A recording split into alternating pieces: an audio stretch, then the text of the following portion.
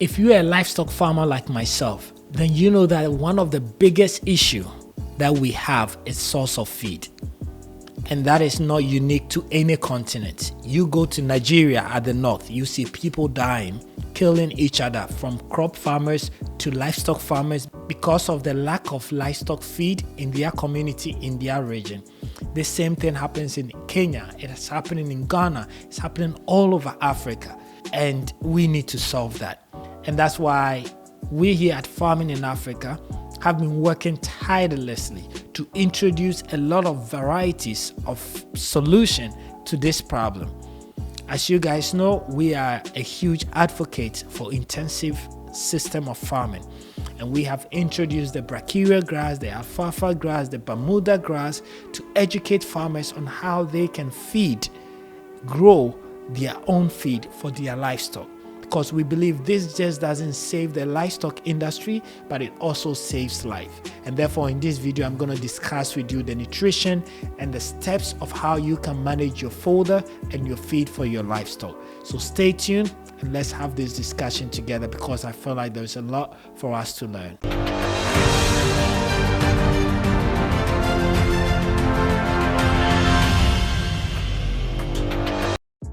Welcome back, guys, and I'm so glad that you guys stick around for this video, because this is something that is very passionate to me, and I believe if we are going to succeed and save the livestock industry in Africa, we need to do things the right way, and right way begins to having a source of feed. Having your cows, goats, sheep, all those livestock running around grazing limits you to the amount of livestock that you can even have as a business. And what is the worth of business if there is no future in scaling? And that's why we believe that the only way we can save this stock is by having our source of feed. And you guys know I have traveled across Mexico, US, Kenya, everywhere, trying to find a problem to this. And we've come to a seed that was actually taken from Uganda to Mexico and Brazil and genetically modified. And you guys know what I'm talking about, is the Bracheria grass. Today I want to walk you guys through step by step on how to manage your Bracheria grass, the importance of it from planting, from harvesting, and all the way to feeding. So let's start right away from planting. How do you plant your Bracheria grass? I know most of you have been asking, how can I plant this grass? Do you have seed? What do you use to plant? So there are two ways for you to plant your Bracheria grass. Number one is to plant the seed.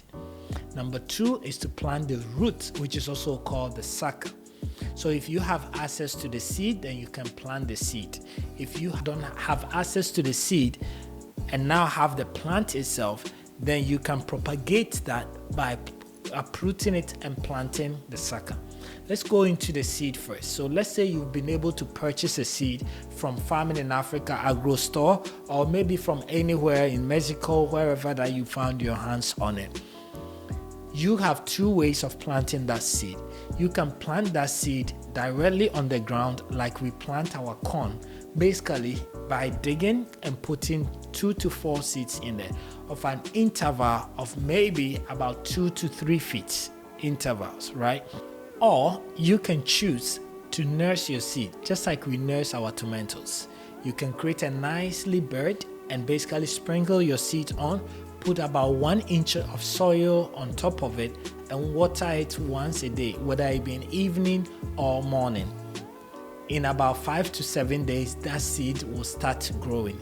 If it doesn't grow from 5 to 7 days, then you need to take a second look at it, because that is what our experience has told us over the past 3 years when I introduced this seed to my farm, right? So basically, if you're planting it directly, then you should be careful of, lizards, squirrels, or picking up this seed. It's just like the same risk of you growing your corn and planting them directly versus nursing your tomatoes, right? So you as a farmer should choose whichever way works for you. I will always advise for you to nurse it. When you nurse it, you're able to give it much attention by watering it, and also when it germinates, you can transplant it easily and also maximize your land better than when you plant it directly. Focusing on nursing. Once you nurse and it grows, you want it to grow to maybe about 2 feet tall. Once it's about 2 feet tall, what you do is you uproot it, you cut the top off and give it maybe about, let's say, 5 inches tall. Because don't forget, as you're putting this 5 inches tall plant on the ground, it's going to need nutrients. So if it has more leaves, it's going to require more nutrients, and therefore it might die. But when you cut the top off and you have only 5 inches, it's going to require less nutrients and water to be able to grow back again. So the reason why I cut the top off is to be able to allow it to get the nutrients it needs from the ground and grow better, right? And that top that you've cut, you can actually feed it to your livestock so it doesn't go to waste. Right? So if you're nursing, then that's the way. If you planted it directly, then it will grow and just grow till it's about 4 or 5 feet, and then you can start cutting or harvesting it for your livestock, right? And that is it with planting. So as I said, if you have the seeds, then you have these options. If you don't have the seed and you have the roots, which is what we did when we started. So when we started actually with Bracheria grass, we have very limited amounts, maybe about 2 or 5 kg. And once we planted it, we had no way of getting the seed.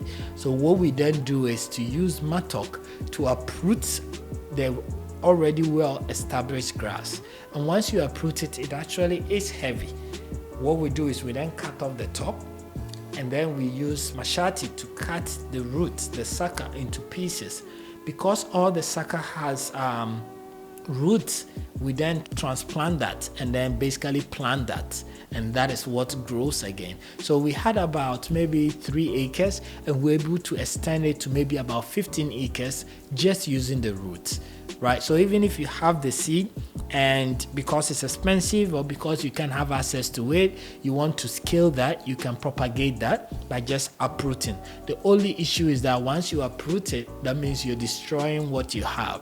So till the ones that you've planted grow, you don't have any more feed. So you can try to do a portion, uproot a portion, and then expand it whilst you leave a portion that you can still harvest basically for your livestock. So concluding with planting, 2 things. You can plant by the seed, which you can find in our agro shop. You can plant by the sucker, that is if you already have the seed and you've planted and you have an established one, by cutting it and then replanting it. Now let's move on to management. How do you manage your Bracheria seed? Whether you're planting by seed or by the sucker, your first plant, definitely you've cleared the land, so there's definitely going to be weeds growing. Because the Bracheria seed is actually a grass, there are a lot of weedicides that is available for you to use. So we have the selective, which kills any plant but doesn't kill grass. So once you plant it in your maybe 3-4 weeks, you can spray the entire land with your weedicide, a selective weedicide, which will kill everything in the land but not your grass. Hi there, I hope this video has been educative and fun for you to watch. Thank you so much for watching this video. But I have a quick question for you. If today is your first time, welcome to the Semenshia family. But if this is your second, third, or fourth video, my question is, why haven't you joined our family? Please go ahead and hit the subscription button, and don't forget to also like this video so that we can grow this family that is on a journey to change the narrative of farming in Africa. Once you do this once and they die, if it's in the rainy season and it's raining well, that means that your grass is going to grow. And once it grows, depending on the interval that you use, it then becomes a cover crop. So nothing can grow beneath it. That's it. You're done. Your Bracheria grass now is established, and you never have to worry about weeding it or clearing it or anything. All what you have to do is to move on to your harvest. Again, it's still on management. Bracheria grass is known for its drought resistance, right? So even in the dry season, Bracheria grass doesn't die. All the local grass around you will die, but you'll see Bracheria grass will still be very green. I've done a lot of videos in the dry season showing you guys how green our grass still is. The only downside in the dry season, if you're not applying irrigation, is that your production is going to reduce. So in the rainy season, you probably will be able to cut it every 4 to 5 weeks. In your dry season, it's going to take you longer.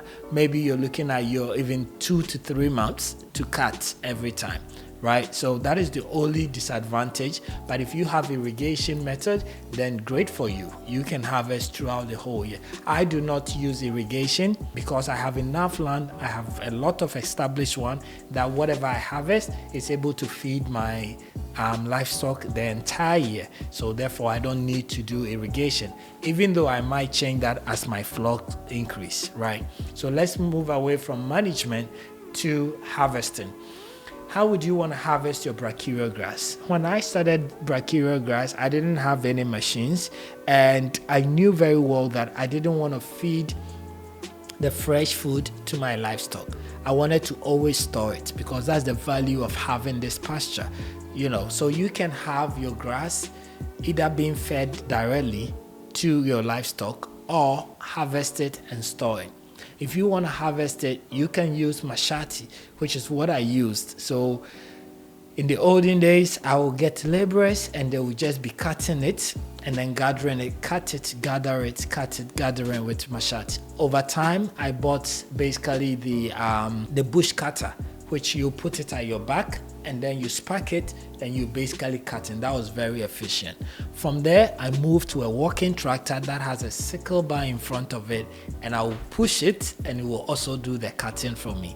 Then finally, now I have, a slasher and a mower, which I can now attach to my tractor and basically harvest it for me, because now I'm doing about 100 acres, and therefore all these methods that I've showed you, even though it works, will take me weeks to finish it, whilst a tractor I can do it within a day or two, right? And that's the level that I've got into. But if you're starting now, then you can either use the machete, use the bush cutter, or use a walking tractor if you have access to one.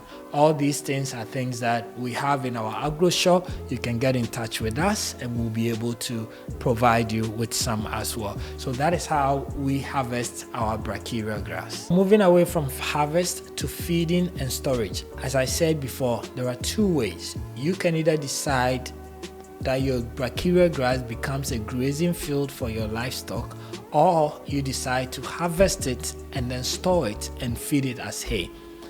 Most people do not know this, but once your grass is dry, which is the hay, the protein content is way higher than when it's fresh, right? So I prefer to do both. I agree, the goats and sheep will like the fresh one because it's juicy and it's easy and it's delicious, all of that.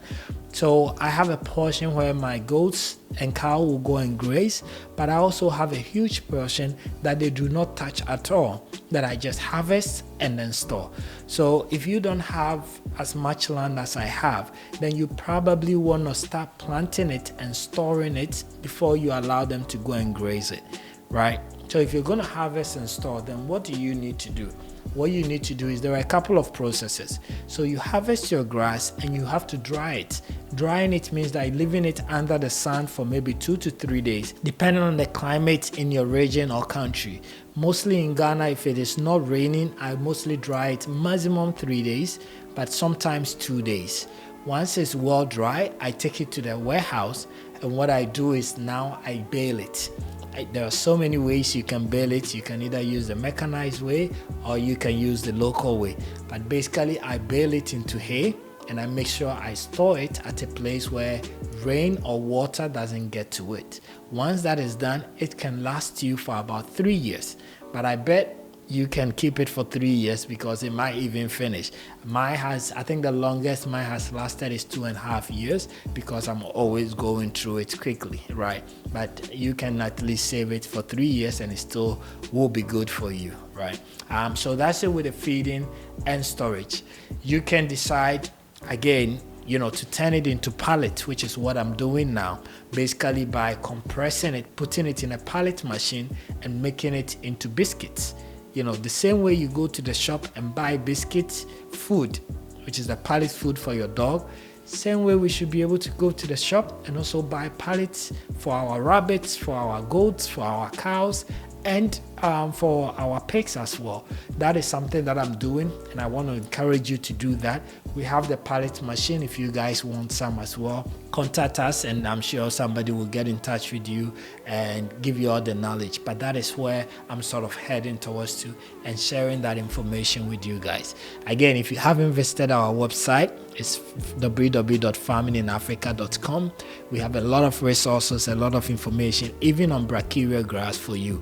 I hope this process helps you in understanding how to manage your Bracheria grass. If you have any question, write in the comments below, let us know. But I truly believe this is a game changer for the livestock farmers in Africa, and also saving life and ending some of the preventable conflicts that we have between our Fulani herdsmen, between our cattle herdsmen, between our livestock farmers, and our crop farmers and communities as well. Thank you guys so much, and I hope this is useful. Let us know if there is any way we can help you to make your livestock farming journey more profitable and easy. Thank you so much, and I will see you in the next video.